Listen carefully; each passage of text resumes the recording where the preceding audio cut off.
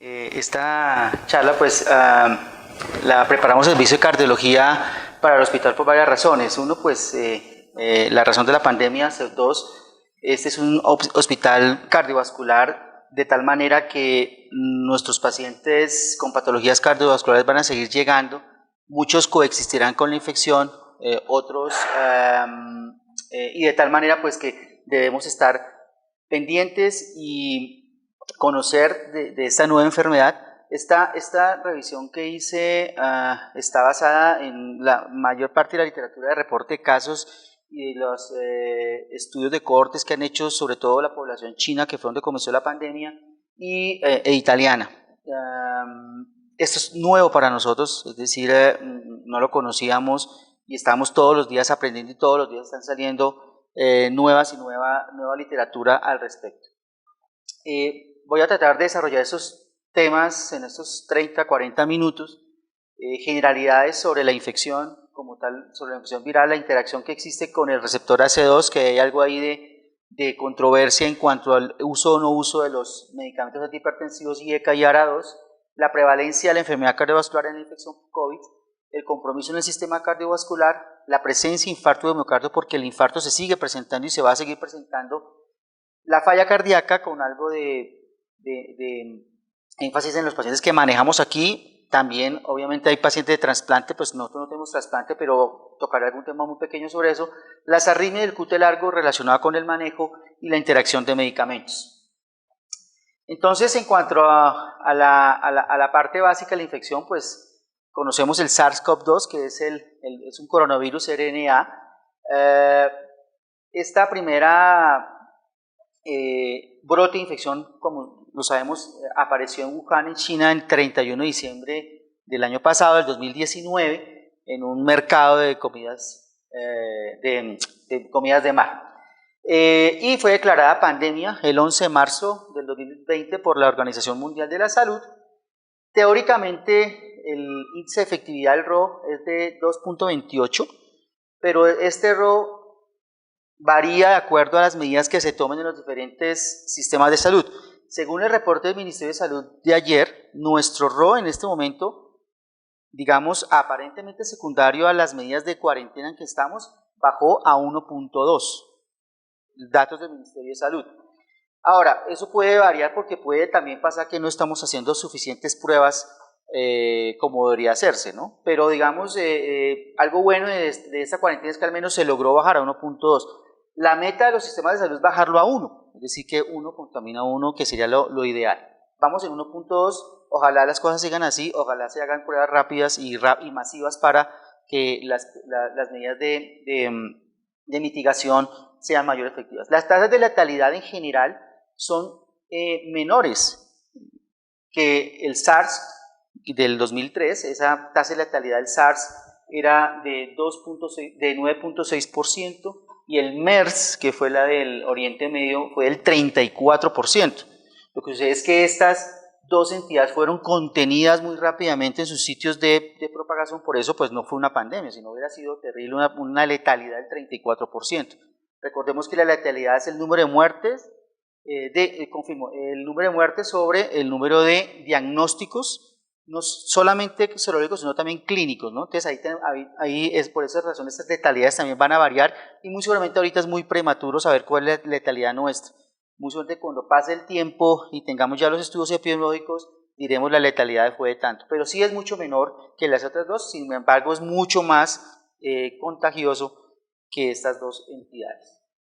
El reservorio pues inicial fue el murciélago, como lo hemos visto en muchas datos de literatura. Sin embargo, este animalito, que es como un armadillo que consumen allá en China, parece que fue el huésped transitorio a partir del cual pasó el virus al humano. ¿Por qué se sabe que es el murciélago? Porque el RNA de estos virus aislados comparten casi el 96% de su código genético con el coronavirus de los murciélagos. Pero parece que no fue la sopa de murciélago como aparecen en los videos, la razón por la cual se pasó de esta zoonosis del animal al humano. Estos son a grandes rasgos los síntomas más frecuentes. de infección. La fiebre pues es la característica casi que el 88, incluso hay reportes hasta el 98% de los casos tienen fiebre, por eso pues el screening de la temperatura cuando se ingresa a ciertos sitios. La fatiga o el cansancio, los escalofríos, dolor de cabeza, congestión nasal, la tos, una tos seca, en las 2/3 partes de los casos hay una tos húmeda en las 2/3 partes de los casos y seca en el 33%. Hay disnea, náuseas, algunos síntomas gastrointestinales en un mayor porcentaje, y se está viendo ahora que existe anosmia y también trastornos en la sensibilidad del gusto, y que de hecho hay muchos pacientes que se han recuperado, han quedado con anosmia y con alteración en el gusto. Pero estos son los clásicos síntomas de la infección por COVID. Los estadios, pues se ha dividido la enfermedad en 3 estadios grandes. Un primer estadio que es el de la infección temprana, que puede ser asintomática, puede ser de síntomas leves o simplemente una sensación de gripa. Estadio 2 en los que ya existe una fase pulmonar, es decir, ya existe compromiso del alveolo y que se podría dividir en 2 estadios, el 2A y el 2B, dependiendo de la severidad. 2A una neumonía leve, 2B una neumonía severa, que por ende ya tendrá el compromiso en cuanto a taquipnea, desaturación y requiere hospitalización. Y ya está la fase 3, la temida fase 3, que es la fase de hiperinflamación, de la descarga de citoquinas, que conlleva una alta mortalidad y que ya muy seguramente no es consecuencia de como tal el estrés viral, sino de toda la respuesta inflamatoria que se crea. En esta fase 3 pues aparece ya el SRA, el shock mixto cardiogénico, distributivo, la falla cardíaca y una mayor mortalidad.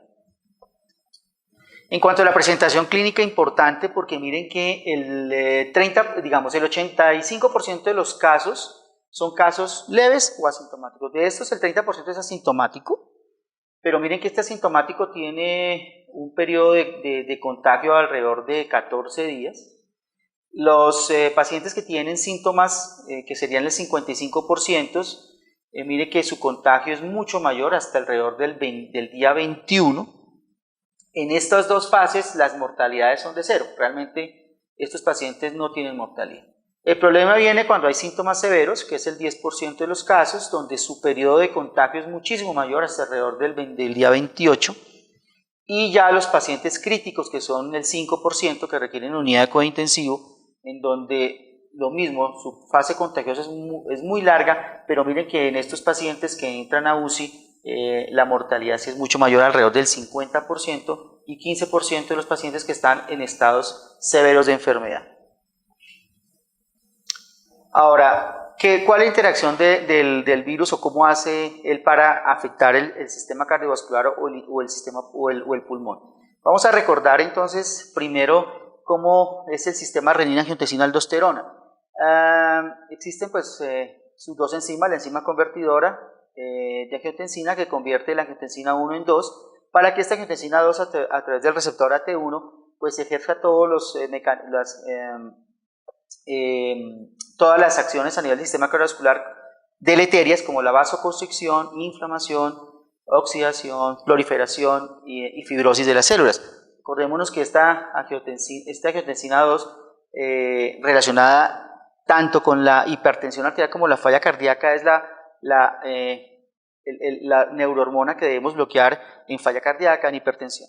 Ahora, pero nos hemos olvidado, o al menos yo no lo tenía presente, de esta otra enzima, la enzima de convertidora de angiotensina 2, que está en el sistema normalmente y que es una, digamos, enzima contrarreguladora, ¿sí?, de este sistema renina-angiotensina, de tal manera que esta AC2 convierte normalmente la angiotensina 2 en angiotensina 1,7, que tiene un efecto que contrarresta esos efectos vasoconstrictores de inflamación de la angiotensina 2. Eso ocurre normalmente en nuestro sistema, es decir, existe un balance en un paciente normal. En el hipertenso, pues muy seguramente estará predominando la angiotensina 2 y por eso es hipertenso. Ahora, el virus necesita, para penetrar al célula alveolar, el neumocito tipo 2, donde existe mayor cantidad de esta AC2, de esta enzima. Lo que hace esta enzima es pegarse aquí a las espigas de la corona del virus, que esa es una corona de lípidos. Por esa razón el jabón es es la forma de contrarrestarlo el jabón durante 20 segundos o más, porque destruimos esta capa lipídica del virus. Entonces necesita AC2 para entrar a la célula. Entonces la primera controversia que se dio hace unos 2 meses es, bueno, entonces si yo estoy dándole al paciente inhibidor de angiotensina o ARA2, pues lo que estoy haciendo al bloquear el AT1 con el ARA2, ¿cierto?, es aumentar los niveles de angiotensina 2, sobreexpresar los niveles de AC2, y si tengo más AC2, entonces el virus tiene más forma de llegar al pulmón y de invadirlo. Entonces dijeron, bueno, probablemente estos medicamentos nos van a aumentar la mortalidad. Sin embargo, hay otros reportes de modelos, porque esos son modelos, eso no se ha podido comprobar clínicamente, en donde dice, bueno, sí, yo estoy dando los ARA2, pero estos ARA2 me bloquean el efecto deleterio de la angiotensina 2. Listo, por ahí estoy bien. Pero además, si sobreexpreso el AC2, lo que va a hacer es que ese AG1 que está ahí, o ese AG2 que queda volando, lo estoy pasando a AG17, y de tal manera que comenzaré a tener un efecto protector para que estos efectos vasoconstrictores y deleterios de la angiotensina 2 no se den. Entonces, ahorita se están haciendo ya estudios con losartán, con ARA2, para determinar si existe un beneficio clínico de dar esos inhibidores y disminuir la lesión pulmonar. Todo esto son modelos teóricos e hipótesis teóricas y bioquímicas que no se han podido comprobar clínicamente, de tal manera que la recomendación actual de las diferentes sociedades es que no se suspenda ningún tipo de eso, ni el ARA2 ni el IECA, porque uno, si yo lo suspendo, pues voy a tener hipertensión, voy a tener más inflamación y voy a someter al paciente o le voy a aumentar el riesgo de mortalidad, porque vamos a ver que ahorita la hipertensión es un factor de riesgo de mortalidad. Bueno, ahora la prevalencia de enfermedad cardiovascular. En los diferentes estudios y cortes que se han mostrado, este es un metaanálisis de 7 estudios de corte de Wuhan y de China, pues mostraron que básicamente se dieron cuenta que la hipertensión, la diabetes y la enfermedad cerebrovascular son bastante prevalentes en los pacientes que han estado infectados. Digamos que en general la hipertensión arterial se está presentando en el 17% de los casos, la enfermedad cerebrovascular en el 16% y la diabetes mellitus en el 9.7% de los casos. Ahora, esa prevalencia de hipertensión, diabetes y ACV sí tiene un impacto en la mortalidad en los pacientes en cuidado intensivo. Digamos, los que van a cuidado intensivo, que son hipertensos, diabéticos o con enfermedad cerebrovascular, sí tienen una mayor mortalidad en lo que ellos han visto en sus estudios de seguimiento. Ahora, ¿cuál es la razón por la cual uno encuentra mayor prevalencia? Dicen, bueno, cuando hay hipertensión, cuando hay diabetes o enfermedad cerebrovascular, que son pacientes usualmente de edad o avanzada, de edad, existe alteraciones en el sistema inmunológico, es decir, son pacientes, entre comillas, no inmunocompetentes.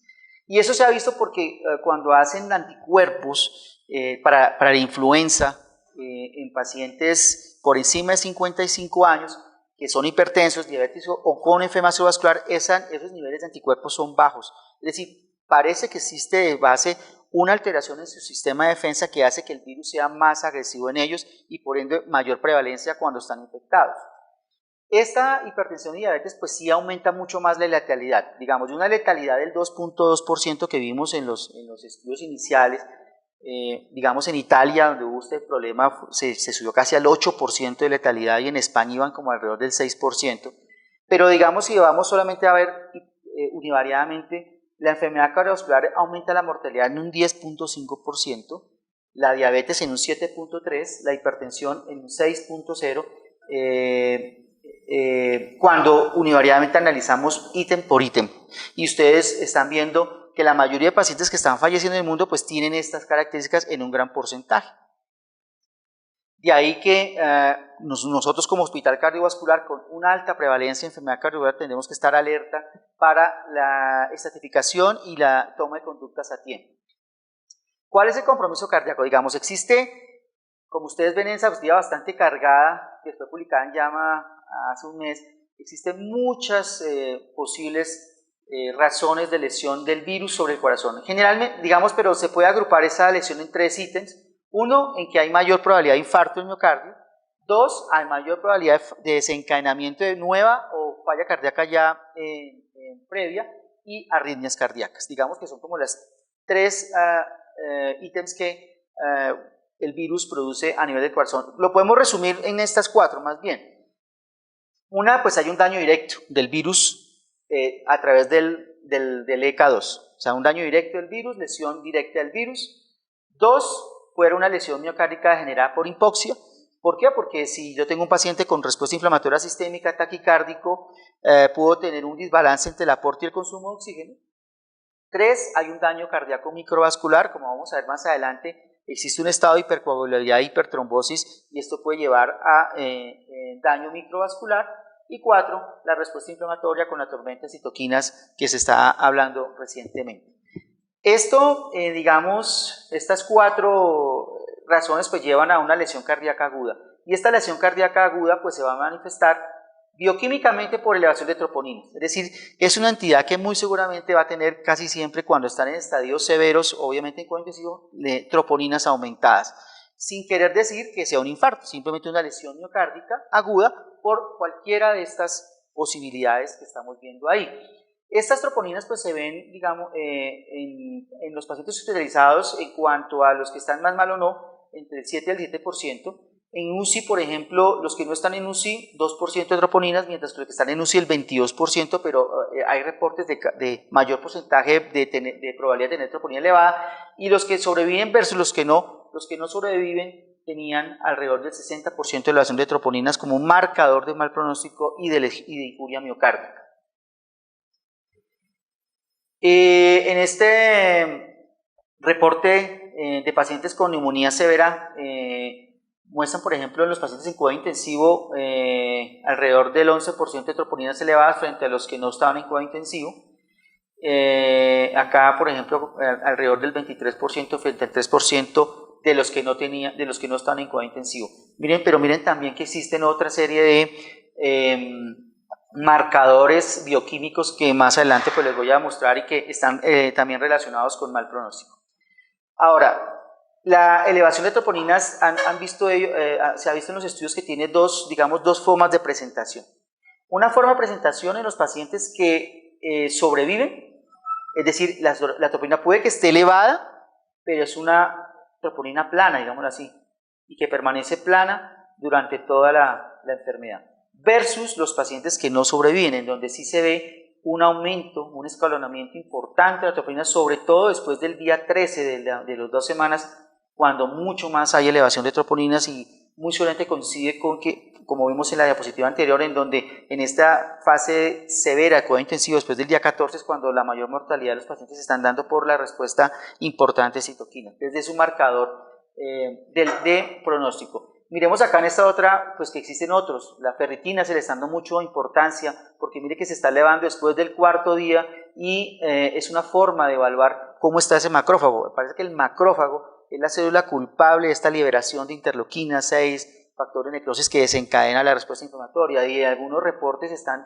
en algunos hospitales europeos se están utilizando incluso desde temprano, cuando la ferritina comienza a elevarse de esta manera tan impresionante, inmunomoduladores o inmunosupresores tipo corticoides. Sin embargo, hasta el momento pues esto no está dentro de las guías de manejo.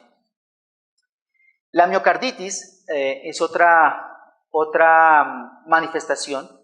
En esta corte de China, de Wuhan, las muertes clínicas atribuidas a falla cardíaca izquierda pura, es decir, a miocarditis, a falla cardíaca de reciente inicio, es decir, a miocarditis, fue reportada en el 7% de los casos por patología, y cuando se asociaba al SRA estaba conjunto con el SRA en un 33% de los casos, es decir, que alrededor de un 40% de los pacientes que mueren en cuidado intensivo puede ser por miocarditis. Y esto se comenzó a pensar, ¿por qué? Porque cuando hubo la epidemia del MERS-CoV, por resonancia magnética ellos evidenciaron que un gran porcentaje de los pacientes, alrededor de la tercera parte de pacientes, tenían miocarditis diagnosticada por resonancia magnética, y como este es un RNA virus muy parecido al MERS, se comenzó a estudiar también acá. Digamos, en China no hicieron muchas autopsias. En Italia sí se están haciendo más autopsias de pacientes muertos y se están dando cuenta de este mismo patrón de comportamiento, al igual del tromboembolismo que ahorita lo revisamos. Hay casos de reporte ya aislados de miocarditis aguda aislada, es decir, que claramente el paciente llegó con un corazón pequeño y durante su fase de la enfermedad pues se nota el aumento de la silueta cardíaca, en este caso reportado en European Heart, pues muestran ese paciente joven en donde presenta todos estos síntomas: dolor torácico, supradesnivel difuso del segmento ST, hipotensión, caída de la fracción de eyección, dilatación del ventrículo izquierdo, troponina muy elevada por encima de 10.000 nanogramos, BNPs muy elevados por encima de 21.000, que fueron manejados con metilprednisolona e inmunoglobulina con mejoría a las 2 semanas. Entonces, esta es la radiografía cuando comienza, la radiografía cuando termina el tratamiento. Digamos que ese sería un caso de miocarditis aguda aislada, sin otro tipo de complicación. Lo que están reportando los médicos en Italia, que están reportando ahora, es que se están dando cuenta que cuando existe inflamación del miocardio, lo que están viendo en los electros es elevaciones sostenidas del CCT en todas las derivaciones. O sea, cuando nosotros tenemos un infarto, vemos supradesnivel en un sitio, infradesnivel en la pared contralateral. Ellos están viendo cambios difusos del segmento ST, ya sea de elevación o infradesnivel, como un marcador de inflamación miocárdica. Eso pues muy seguramente en la medida que aumente la literatura, las publicaciones, pues tendremos mucho más conocimiento de eso. En cuanto al infarto del miocardio, pues estas son las razones por las cuales los pacientes con infección pueden infartarse. Uno, pues hay una respuesta inflamatoria profunda, hay cambios hemodinámicos, taquicardia, hipotensión, ¿cierto? Y hay severidad de la enfermedad, la misma severidad de infección como tal. Estas tres cosas en un paciente susceptible con factores de riesgo, pues puede llevar a que una placa pueda erosionarse y formar el trombo, y de esta manera producir el infarto de miocardio, que clásicamente vemos el infarto tipo 1, es decir, el que hay obstrucción completa de la arteria coronaria y que tendría las manifestaciones clásicas: angina, cambios nuevos del segmento ST, ondas patológicas, trastornos en la contractilidad en el eco y la presencia pues de obstrucción coronaria. En cuanto al infarto tipo 2, pues muy seguramente se está presentando. Lo que sucede es que, como vimos, la troponina se eleva por todas esas razones. Es muy difícil saber qué tantos de esos pacientes esa troponina fue lesión miocárdica o qué tanto fue infarto tipo 2. Recordar que el infarto tipo 2 se da cuando existe una desbalance entre las necesidades y el aporte de oxígeno. Pero muy seguramente muchas de esas troponinas elevadas de pacientes en UCI que fallecen pueden ser infartos tipo 2, ¿no?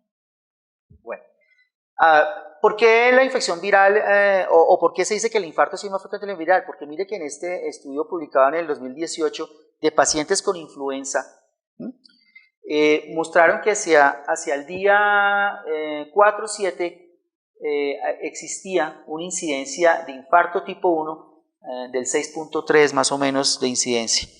Y eso en cuanto a influenza. Pero otros coronavirus, aquí aparece que tenía una probabilidad, una mayor incidencia del 3.3% y sobre todo en pacientes por encima de 65 años. Entonces, la gripa, la enfermedad viral, en este caso la influenza, por las razones que mostré anteriormente, pues sí está asociada a una mayor probabilidad de infarto de miocardio y por ende se siguen presentando los infartos incluso en estos pacientes. De tal manera que las guías, tanto europeas como colombianas, pues tienen un esquema y un protocolo que vamos a compartir ahorita. En este infarto de miocardio, pues es importante y crea en mi concepto, y lo puse aquí, el TAC de tórax. Es decir, ustedes saben que las pruebas se están demorando 4, 5, 6 días en llegarnos. Es decir, no vamos a tener una prueba molecular pronto. Y si el paciente viene con un infarto, pues no podemos esperar esa prueba. Entonces, sí, tocó echarle mano del TAC. El TAC de tórax pues tiene las clásicas imágenes de consolidaciones periféricas, bivasales, en vidrio esmerilado, de tal manera que muy seguramente uno como cardiólogo sí le gustaría, y de hecho yo lo estoy haciendo en todos los sitios, ver primero el TAC cuando me piden que vaya un paciente con sospecha de COVID o que tiene síntomas gripales para que le haga un eco o para que un concepto. Yo estoy viendo primero el TAC a ver si sí es altamente probable que tiene un COVID Entonces el TAC va a ser muy importante y es muy bueno que lo tengamos disponible en el momento de una valoración. Entonces, mire que este esquema es el propuesto por la Sociedad Colombiana de Cardiología. Esto fue publicado en la revista colombiana en abril, pueden entrar a la página de la sociedad y está para descargar gratis. Ellos dicen, mire, importantísimo el TAC de tórax, porque con eso vamos a definir si el paciente tiene o no una neumonía severa y con eso vamos a definir qué vamos a hacer. Entonces vamos a ver, este es el infarto con elevación del segmento ST, entonces tenemos el paciente con elevación, tenemos los síntomas, vamos a mirar acá entonces cómo están sus signos vitales, si el paciente está estable o inestable. Si el paciente tiene una neumonía severa por COVID y está con un infarto con elevación del segmento ST, la propuesta es, incluso la europea, es que este paciente debe tener un manejo conservador, ¿sí? El médico intensivista, el médico internista debe mirar si el paciente puede o no trombolizarlo, dependiendo de existir o no contraindicaciones para trombolisis, que eso no cambia, son las mismas contraindicaciones, pero iría a un manejo conservador en su cuarto de aislamiento. Ahora, si el paciente, su neumonía severa permite, o su estado clínico de neumonía permite una trombolisis, o permite una estrategia de reperfusión, la estrategia de reperfusión es la trombolisis, ¿sí? ¿Con qué trombolítico? Con el que haya. Realmente hasta el momento no existe datos que nos digan que la streptokinasa es peor o que la alteplasa es peor. Obviamente nosotros estamos trombolizando actualmente con fibrinoespecíficos, que sería lo ideal porque son mejores, ¿no? Pero en cuanto a infección como tal, todavía no existen reportes de que uno sea mejor que otro. Hay que trombolizar. Si el paciente pues reperfunde, listo, va a su sala de aislamiento y al manejo normal del infarto, terminar su neumonía, y una vez el paciente se recupere de su proceso infeccioso, se mirará si se hace la estrategia o el cateterismo ya de estratificación, si se hace en ese momento o si se hace después. ¿Okay? Si el paciente no reperfunde, pues dice, bueno, contemple el riesgo-beneficio a ver si se justifica llevarlo a una angioplastia de rescate. ¿Por qué lo digo? Digamos, en hospitales donde tienen 10 salas de hemodinamia y 10 hemodinamistas, probablemente sea práctico llevarlo. Yo adopto una sola sala de hemodinamia para COVID y listo. En este hospital que solo tenemos una sala, un solo hemodinamista, pues nos toca sopesar riesgo-beneficio tanto del paciente como del sistema de salud.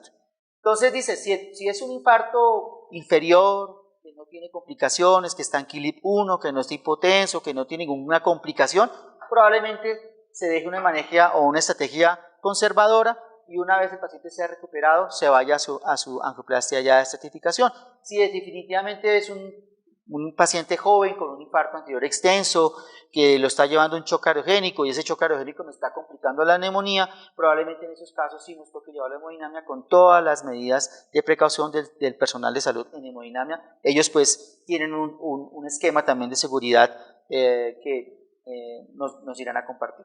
Ya el paciente en donde la infección es poco probable, pero pues tenemos la sospecha, ¿sí? Y que muchos están en la zona de aislamiento en sus estudios, la estrategia sigue siendo la fibrinolisis, ¿sí? Igual. Es decir que en estos pacientes, en general, la estrategia de reperfusión es la fibrinolisis como primera elección y las angioplastia primaria o de rescate serán en casos muy concretos, en donde los altos riesgos sean para el paciente sean muy bien descritos y en coordinación con el sistema de hemodinamia.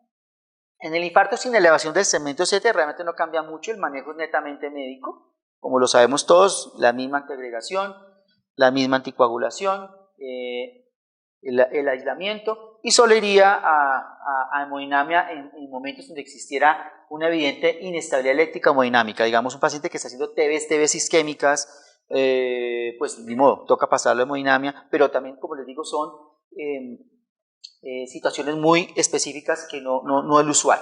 Lo mismo acá, importante, el TAC de tórax como forma de screening de estos pacientes.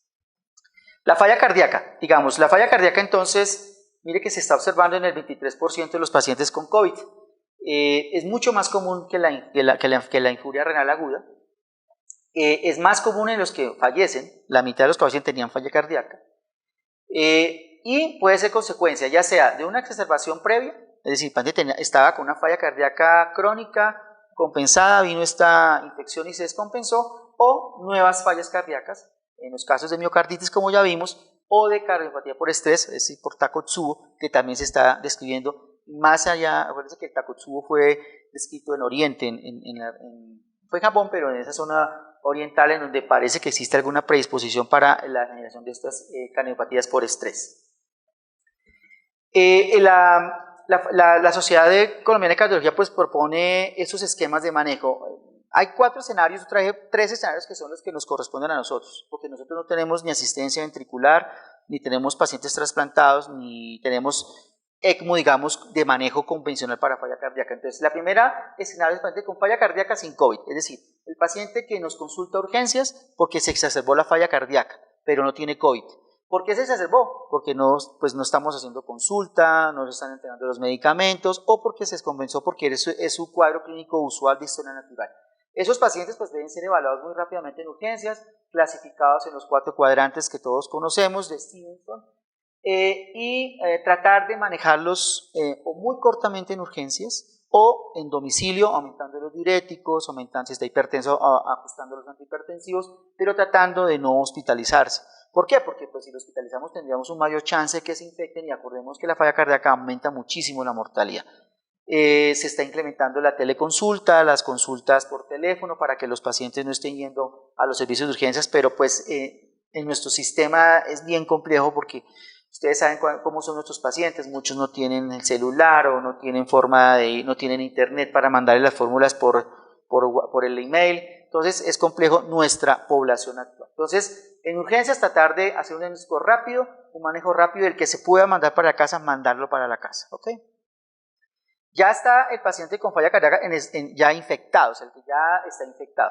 En esos pacientes, pues, hacer el screening en cuanto a que eso no es un COVID, con los síntomas que ya sabemos, los síntomas de falla cardíaca asociados que conocemos clínicamente, y estos pacientes como son de alto riesgo, estos pacientes sí deberían ser llevados a esta serie de laboratorios para determinar la severidad de la enfermedad y definir si requieren o no hospitalización en cuadro intensivo o en piso, pero muy seguramente ese paciente exacerbado con COVID requiere hospitalización obviamente, y toda esta estratificación de riesgo con los parámetros bioquímicos que muestra la diapositiva: dímero D, troponina, PNP, la ferritina, cuadro hemático, etc. Este es el diagnóstico diferencial porque pues al estar las dos entidades producen disnea, pero en general hay algo que nos puede ayudar, ¿no? Digamos en el COVID, la linfopenia clásica, ¿cierto? Menor de 1000, el BNP puede que esté elevado, pero no como en la falla cardíaca, es decir, los parámetros de falla cardíaca se mantienen, la PCR da muy frecuente elevada en el COVID. En cuanto a las imágenes, pues el TAC nos ayuda nuevamente, y la radiografía, la enfermedad periférica y basal en el COVID, mientras que a nivel central, en alas de mariposa, en edema pulmonar. Salió recientemente, pues no lo alcancé a colocar, un reporte de TACs de pacientes en Italia, una serie de 50 pacientes con falla cardíaca y COVID, y esto fue más o menos el patrón que se sigue repitiendo: periférico y basal en el COVID, central y en alas de mariposa en la falla cardíaca. Un ítem para los pacientes que están en trasplantes, digamos, en trasplantes. En China hay reportes como de unos 5 casos de pacientes trasplantados de corazón que tuvieron infección por COVID. Realmente ellos no vieron una mayor mortalidad en ellos. Lo que hicieron fue, en un paciente de ellos reportan que lo que hicieron fue quitar los inmunosupresores, pero les tocó obviamente aumentar la dosis de corticoides, y el otro paciente no tuvieron que hacerle nada. Es decir, que parece, al menos en lo que se conoce hasta el momento en trasplante de corazón, no tuvieron una mayor mortalidad, pues digamos, estruendosa como uno podría pensar. En cuanto a los otros, en cuanto a la inmunosupresión por tumores sólidos, por ahora no tenemos reportes, pero sí se sabe que el cáncer es un factor de riesgo para mayor mortalidad de estos pacientes, ¿no? En cuanto a las recomendaciones, entonces, en el cuadro de falla cardíaca, sobre todo para los pacientes que van a estar en urgencias, que tienen enfermedad leve, que no requieren UCI o en piso, ojo con la administración de líquidos y fluidos, ¿sí? Porque podemos exacerbar la falla cardíaca. 2, en el choque cardiogénico, cuando el paciente ya está inestable, muy seguramente se necesita un soporte hemodinámico invasivo precoz, Digamos, la guía de la Sociedad Colombiana de Infectología dice que la monitorización invasiva del paciente no es necesaria. Sin embargo, en falla cardíaca probablemente sí lo requiere, porque en falla cardíaca pues tenemos dos razones para el shock: el cardiogénico, el distributivo, el hipovolémico, ¿cierto? O el obstructivo, porque puede haber TEPS. Entonces, muy seguramente en un paciente inestable con falla cardíaca sí se requiera el monitoreo, o sea, un catéter de arteria pulmonar. Bueno, eso ya los intensivistas nos podrían, digamos, orientar más en ese tratamiento. Pero desde el punto de vista de falla cardíaca, muy seguramente sí se necesita. En cuanto a la ventilación mecánica, hablando en falla cardíaca, no podemos dejar al paciente hasta el final y ponerle un soporte, ya sea no invasivo o invasivo, hasta el final. Lo que se aconseja es que si el paciente con la terapia inicial, con la máscara de inhalación, en las primeras 2 horas el paciente no mejora, muy seguramente tengo que llevarlo a un soporte no invasivo con con una serie de precauciones por el aerosol o una ventilación mecánica invasiva temprana. Es lo que recomienda la sociedad en estos casos específicos. Puede que no sea así en la neumonía pura, ¿no? Pero cuando hay neumonía y falla cardíaca sí debe ser mucho más temprano. Bueno, básicamente eso, lo que hablaba, que no se demore la ventilación. En cuanto a las arritmias, esta es más o menos la incidencia de arritmias en pacientes en cuidado intensivo, alrededor del 23% de los casos. Ahora, aquí no sabemos qué tipo de arritmias. Muy seguramente son supraventriculares, según los análisis que ellos hacen, pero flúter y fibrilación auricular. No sabemos qué tantas arritmias ventriculares están ahí, ¿no? Pero sí es más frecuente. Entonces, estas arritmias, si son supraventriculares, el manejo es el convencional, betabloqueador. Puede que se requiera amiodarona y pare de contar, ¿ok? En cuanto al QT, que también que hay también una alerta en los pacientes, sobre todo por el manejo que ya está autorizado con hidroxicloroquina y cloroquina, y cuando se hizo el estudio en Francia con acitromicina, hay que medirlo. Es decir, todos los pacientes, diría yo, que entran al hospital con síntomas sospechosos o altamente sospechosos o confirmados de COVID, pues deben tener un electrocardiograma de base, ¿sí? Debemos medir el QT y debemos saberlo medir. Entonces el QT se debe medir desde el inicio de la Q, es decir, debo buscar una derivación donde tenga Q. Se prefieren las derivaciones D2, B5 y B6. El electrocardiograma debe ser tomado a 25 milímetros segundo y 10 milímetros de amplitud. Eso es lo convencional. Tener en cuenta porque a veces a uno le mueven a 50 y queda mucho más ancho, ¿cierto? Medir entonces desde el inicio de la Q hasta la terminación de la onda T, y ella termina cuando el punto de caída de la T se transforma en el punto isoeléctrico. Ese es el intervalo QT. Ahora, la fórmula que debemos utilizar, pues hay varias fórmulas, ¿no? en las calculadoras, pero es la de Bassett la que se debe utilizar, ¿ok? Y tenemos que tener en cuenta que en pacientes que tienen QRS ensanchado, es decir, que tienen un bloqueo de rama, derecha o izquierda, que tienen un marcapaso, que tienen Wolff-Parkinson-White, que tienen terapia con digital, ¿sí? Que se ensancha el QRS, ese QT debemos corregirlo al QRS ensanchado. Entonces, ¿cómo se corrige? Entonces, yo mido el QRS, lo mido en la derivación que lo note más ancho, y a ese QRS le quito 100 milisegundos. Ese valor se lo quito al QT que medí acá, al QT corregido, ¿sí? Entonces, si yo tengo, por decir algo, un QRS que mide, bueno, QRS amplio es por encima de 120, ¿no? Entonces tiene 160 QRS, le quito 100, sería 60, entonces ese 60 se lo quito al QT corregido y ese sería el QT ajustado al QRS ancho, ¿ok? Porque claro, si yo tengo un QRS ancho, el QT se me va a prolongar, pero ese QT no se está prolongando por el trastorno de repolarización ventricular, sino porque hay un retraso en la conducción intraventricular. ¿Okay? Esta medición de QT también está publicada en la Sociedad de Cardiología, si quieren sacarlo.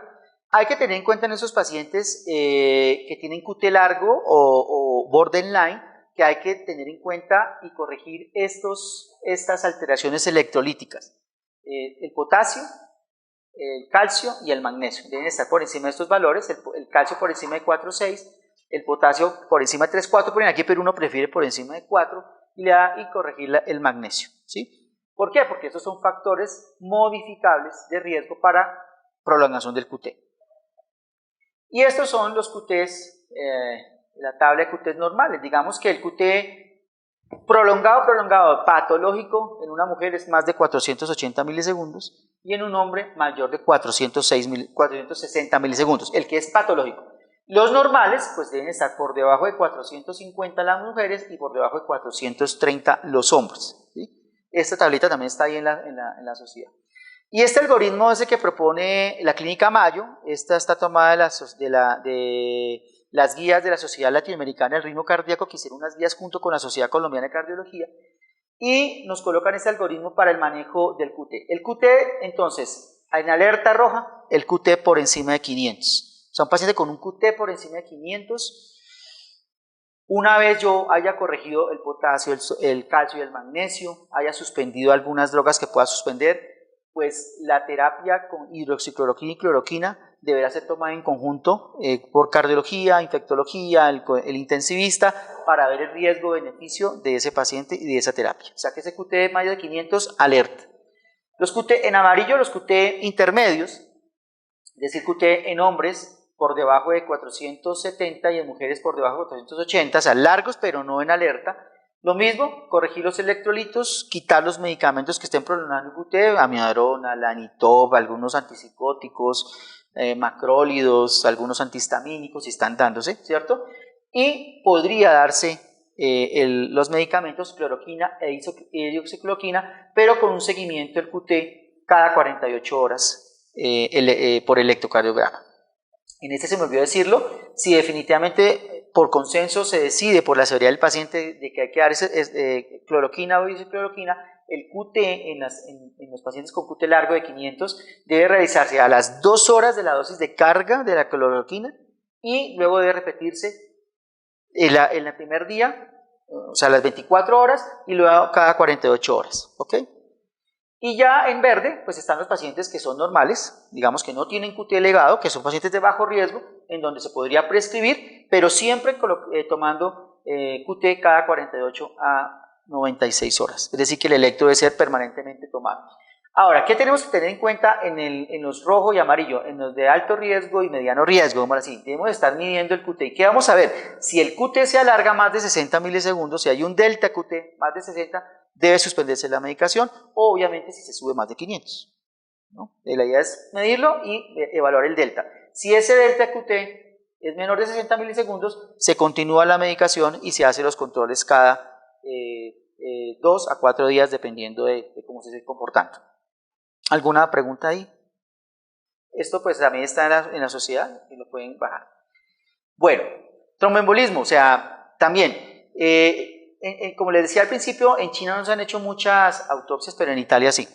Y se han dado cuenta que los pacientes que fallecieron, muchos tienen trombosis a nivel de la vasculatura pulmonar. Y estos reportes muestran también que este endímero después del día 7, del día 10 más o menos, en los pacientes que vayan a fallecer y que tienen toda esta respuesta de citoquinas, aumenta en una forma exponencial frente a los pacientes que no fallecen y que no van a cuidado intensivo. Es decir, los eventos tromboembólicos, por todas esas mecanismos inflamatorios, de estrés y de hipercoagulabilidad, se están presentando y están siendo un factor que contribuye a la mortalidad de estos pacientes. ¿Cómo se manifiesta esto? Se manifiesta unos con tromboembolismo como tal, como un tromboembolismo pulmonar clásico, es decir, al shock distributivo que tiene el paciente por la sepsis se me agrega un shock obstructivo. Vamos a mirar ahorita cómo podemos diagnosticarlo eso, o simplemente aumento de la presión pulmonar, y el trabajo del ventricular derecho por la microtrombosis de la vasculatura pulmonar. Por esta razón, pues el manejo, uno de los tantos manejos en cuidado intensivo puede ser la anticoagulación de los pacientes cuando tienen estos parámetros de dímero D elevados, y eso hace parte del screening de riesgo.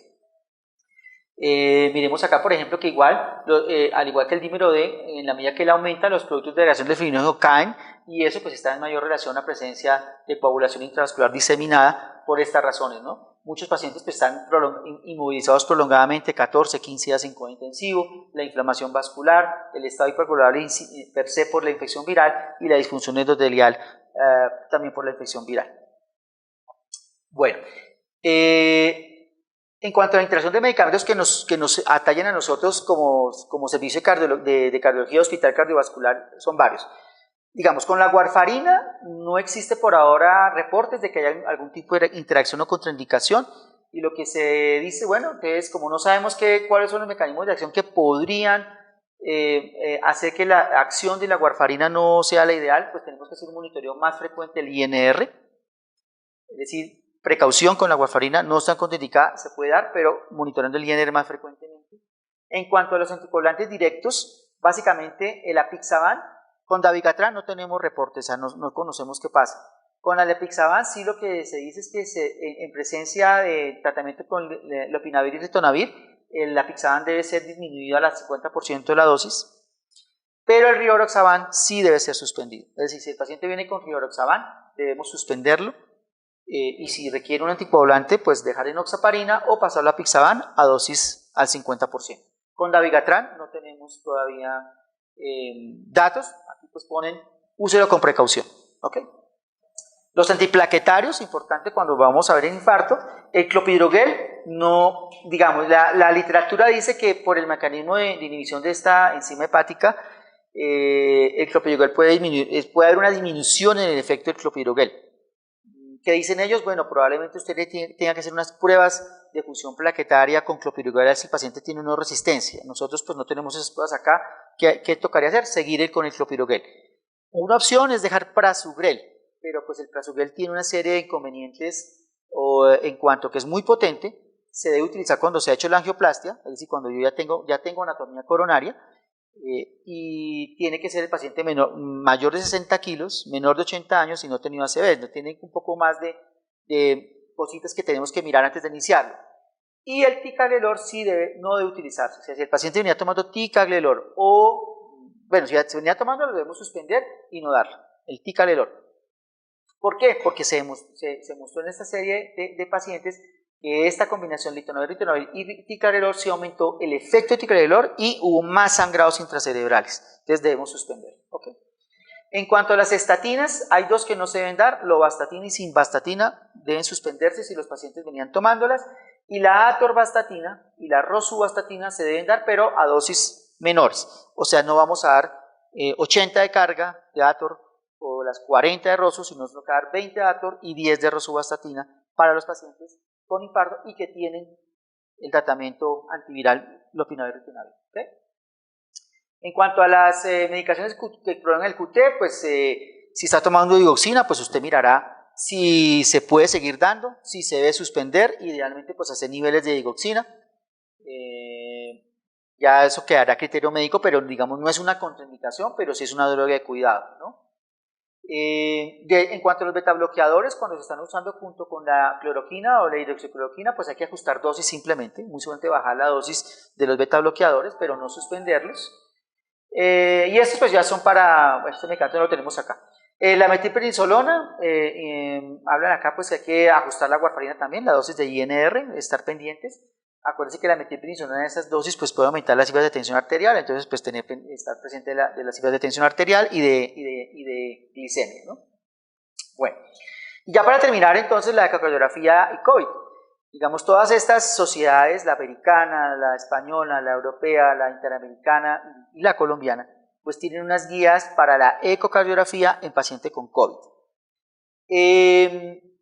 Digamos, ¿en qué consiste esto? Bueno, el primer tema es que el cardiólogo puede, en este momento de la pandemia, considerar hacer o no un ecocardiograma a un paciente con COVID si él considera que ese examen no va a tener o no va a alterar el manejo o a cambiar el manejo en forma sustancial del paciente con COVID.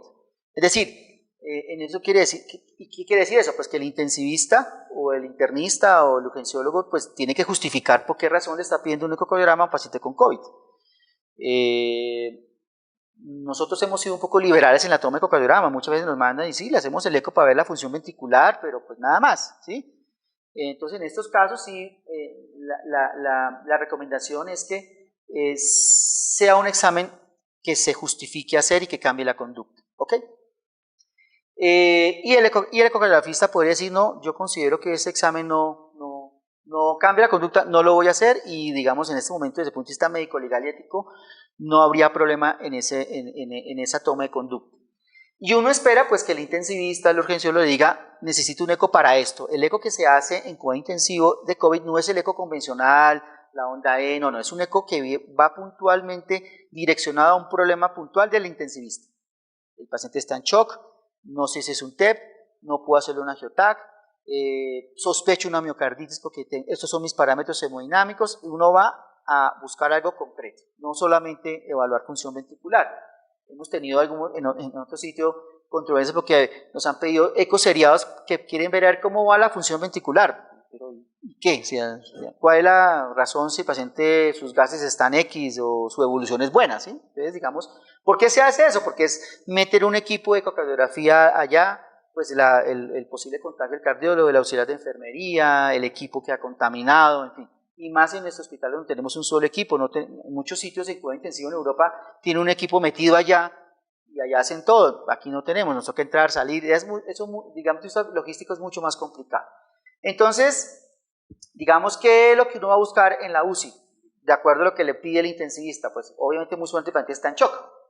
Si el paciente está en shock, muy suavemente el paciente requiere un ecocardiograma porque no sabemos qué shock es, ¿no? Entonces, uno pues va a mirar primero la función ventricular, vamos a mirar el gasto cardíaco con este parámetro de Doppler a nivel del tracto de salida. Si nuestro corazón izquierdo tiene una buena función, digamos, bueno, puede ser una enfermedad, puede ser pericardio, válvulas, está taponado, no está taponado, puede ser un shock distributivo, ¿cierto? Vamos a ver después la función ventricular derecha, cómo está ese derecho, está bueno o está malo. Si está bueno, vamos a mirar la respuesta de fluidos en la vena cava, si es un respondedor o no a fluidos. Si responde a fluidos, pues es usualmente un shock hipovolémico o distributivo, pero si no responde a fluidos y la función del ventrículo izquierdo está buena, pues nos vamos a mirar válvulas y pericardio. En este caso el ventrículo derecho y el shock obstructivo, la ecografía sí toma un valor importante aquí en UCI, porque un paciente, por ejemplo, que estaba bien, hace un shock súbito, ¿cierto? Una hipotensión súbita, sostenida, que no responde a los manejos convencionales de cuidado intensivo. Si le hace el eco, el ventrículo derecho se dilató, está con disfunción severa, uno hace los parámetros de Doppler en la pulmonar y nos dice que esto puede ser un TEP. Muy seguramente en estas condiciones específicas de la pandemia, el paciente puede ser trombolizado sin necesidad de ser llevado a un angiotac para la confirmación del TEP. Digamos que aquí sí es muy importante el eco, pero mire que es un paciente que se hipotensó, no respondió, la intensidad hecho de todo, sigue hipotenso, vemos el derecho, está dilatado, disfuncionante, tiene el movimiento flap del septum, el TAP se cayó, la presión sistólica no es muy elevada, y esto debe ser un TEP, se podría trombolizar sin necesidad de angiotac. Digamos aquí el eco sí ayudaría bastante. ¿Okay? Entonces, para concluir, recordar la interacción del SARS-CoV con el receptor AC2. Yo pienso que no va a haber no es dañoso o no es dañino darle los IECAS y los ARAOS, muy seguramente hay que continuarlos y muy seguramente los estudios van a mostrar que sí, probablemente tenía algún beneficio. Entonces, mensaje, no se deben suspender. Tener en cuenta la alta prevalencia de hipertensión, diabetes y enfermedad vascular en el COVID. 3. La enfermedad cardiovascular previa y las edades son factores de riesgo de alta mortalidad y que empeoran el pronóstico de pacientes con COVID. No olvidar que el infarto tipo 1 se sigue presentando, se va a seguir presentando y debemos tener presente el protocolo de manejo que muy seguramente cambia con el infarto convencional de un paciente normal. La evaluación del electrocardiograma al inicio del tratamiento y cuando el paciente llegue y el seguimiento durante el tiempo para evaluar el QT, porque se han presentado casos de torsión de puntas, muerte súbita cardíaca por el uso de estos medicamentos sin el control del QT. El problema no es dar el medicamento, el problema es no hacer el QT, corregirlo y estar pendiente del QT. Y tener en cuenta las interacciones medicamentosas que ya vimos en cuanto a agregación dual, anticoagulación y de beta bloqueadores y cloroquina. ¿Listo? Listo. Muchas gracias.